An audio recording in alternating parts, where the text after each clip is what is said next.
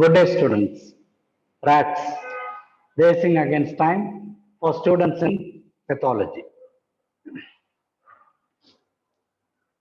I am starting the class with a clinical scenario. Just see this. An anxious mother brought her infant to the pediatrician. The child was having complaints of recurrent aspiration. On examining, the doctor found that was something wrong and referred the patient to a plastic surgeon.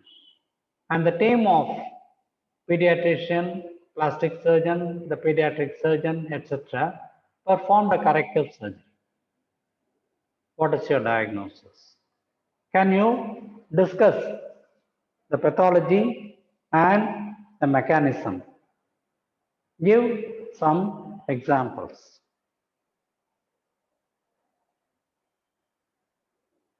So this is it.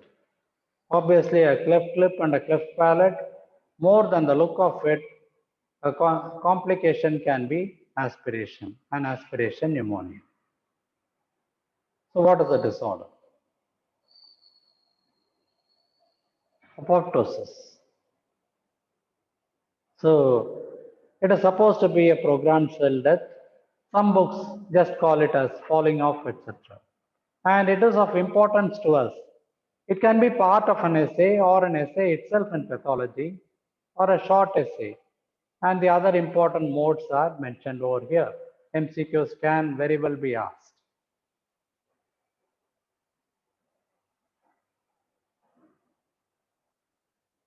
It is derived from the Greek word meaning falling off. There is another term also to falling off, namely exfoliate, which we shall see in another context. But the definition is, it is a programmed cell death that occurs in multicellular organisms. Very beautiful terminology. I don't think it will be happening in a unicellular organism. Programmed cell death that occurs part of a normal embryogenesis. I would like you people to remember two things. It can be physiological or pathological. There are two steps. One is called an initiation and the other is execution. And there are two pathways, namely intrinsic and extrinsic. Please remember the sets of two. A very beautiful line diagram of it, and I find that parts of the cells are being thrown off, but the capture of the image is simply superb. I would like you people to have it in mind. As we mentioned earlier, it is a programmed cell death. Now let me explain this diagram. Every picture is worth a million words. So this is a normal cell. There is the cytoplasm, an intact cell membrane, nucleus, nucleolus, the organelles. What happens here is there is a progressive shrinkage of the cell. Please underline this word, shrinkage. And there is also a condensation of the chromatin. There is a condensation of the chromatin, shrinkage of the cell. As there is more and more shrinkage, you find there is a withdrawal, as a result of which there can be some pseudopode-like extension. This causes a membrane blebbing. Sometimes you find that there can be the cytoplasmic organelles or even parts of the nuclei which can get entrapped in this pseudopode-like extension.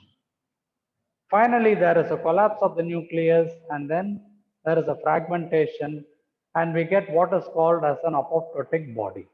Still the membrane around it is intact and there is not much of an inflammatory reaction.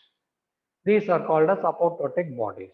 And finally, the inflammatory cells come to the region and they cause lysis of it. So this is the cycle of apoptosis. Please have this diagram very clearly in your mind because it is different from necrosis. So these are a few examples. You find in the frog, the tadpole, there is a tail which has been gradually lost and not found in the frog. Also, in a developing embryo, there can be a tissue in between the digits. And these are actually withdrawn. There is what is called a separation of the digits. This is a pathological condition in which this is a liver tissue. I am finding some inclusions. These are apoptotic bodies or councilment bodies found in a disorder called hepatitis. So, some examples for physiological involution of the thymus. Thymus is prominently present in the neck, but gradually it gets withdrawn and it goes behind the manubrium sternum. Senile atrophy of any organ, the breast, etc., they become involuted and small. Pathologically, whenever there is an excess, there is atrophy. And sometimes it can be defective. When there is no proper apoptosis, it can turn out to be a malignant change. Infections, councilment bodies, these are found in yellow fever and hepatitis. Lichen planus, a disorder of the skin where you can get civet bodies. And as I told you, if there is going to be a defective apoptosis, it can lead to a cleft lip or a cleft palate.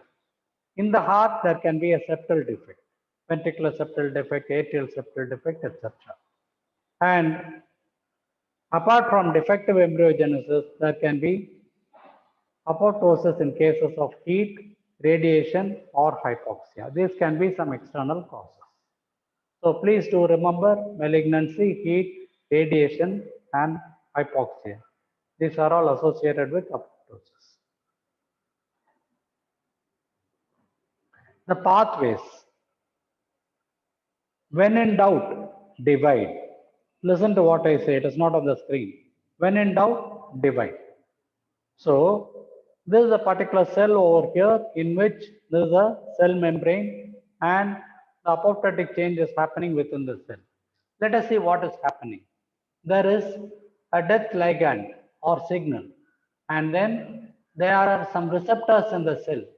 These are called the death receptors, and they will be having some adapters onto it.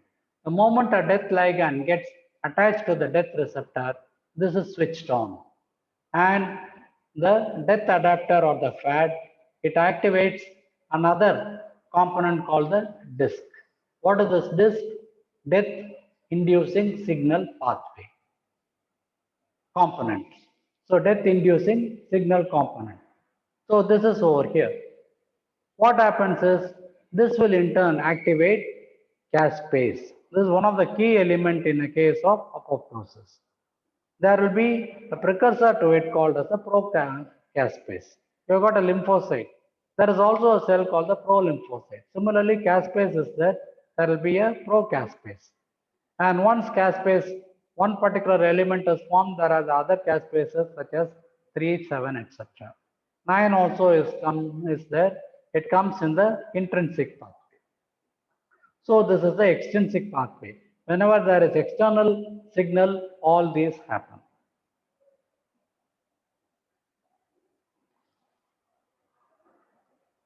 This is the intrinsic pathway that we see.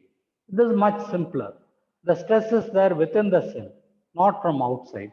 And the first organelle that can be damaged is the mitochondria. The mitochondrial membrane destabilizes and it releases what is called a cytochrome C. The cytochrome C leads to the activation of APAF, apoptosis protease activating factor. And this in turn leads to the activation of caspase. So the important components are given over here. Try to memorize this one. So there is an activation of active caspase 9. So I told you when in doubt, divide.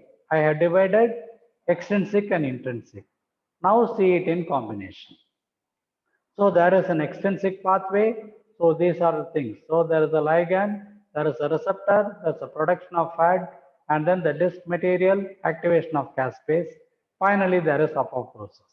In this, there is stress, there is damage to the mitochondria, and the production of apoptosome. Finally, this also leads to the activation of the caspase and apoptosis. And these are the various elements over here. It is not necessary for you people to memorize, but what I showed you earlier will be sufficient. If students are still finding things difficult, I would advise them to kindly memorize this. So there is an extrinsic pathway and an intrinsic pathway. That ligand and the other sequences are given over here kindly by heart. There is no other option. So I would like you people to kindly explain. The initial diagram is again repeated. Intact cell, intact membrane, nucleus, organelles, and then there is a contraction and there is also a retraction of the nucleus, condensation of the chromatin. Finally, there is a formation of the apoptotic bodies. And these are being engulfed. There can be lysis of it finally. So these steps you people will have to explain. And there are some defects. This is a normal process that happens. You find that your body develops on both sides, and then there is an elevation of this. Finally, you find that there is a horizontal growth, there is a midline contact, there is a fusion. So this is what is normally happening between the right and the left of our body. But when this is defective, there can be a cleft lip, a cleft palate, etc. And these are all the various examples of apoptosis. What are the differences between necrosis and apoptosis? This is usually asked. There is a column that I'm giving you, but still see.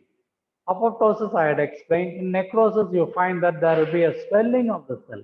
Here there is contraction. And there can be, again, a bubbling of the nucleus. It also gets enlarged. Sometimes you get some elements called as a myelin figures. Finally, you find that there is a release of the lysosomes either from within the cell or from the inflammatory cells. There is a complete lysis of the cell, and this is called as necrosis. This is not for individual cells, it will happen to groups of cells. So this is necrosis and this is apoptosis.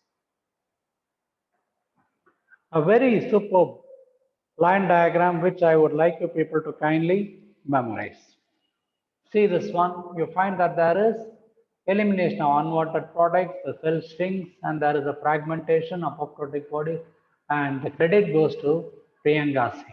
The medical cartoonist, and many a theme has been drawn by this person. Hats off to her. And this again will be the pathological causes for apoptosis. It can be because of chemotherapeutic drugs, radiation, and sometimes inflammation within, etc. There is a damage, heat, all this we had mentioned earlier. Again, the credit goes to Priyanka Singh. Please. This tabular column is extremely important because as part of an essay, you will be asked what are the differences between apoptosis and necrosis. Or apoptosis can be an essay question, you can write this. Necrosis can be an essay question, you can write this. So you find that apoptosis is genetically programmed, whereas necrosis is more of a damage. It is well controlled in apoptosis, uncontrolled. Shrinkage is over here, swelling is over here. Condensation. Here also there can be condensation, but mostly it is karyolysis or karyorhexis or fragmentation. It affects individual cells, it affects groups of cells. The plasma membrane intactness is well maintained, whereas it is ruptured.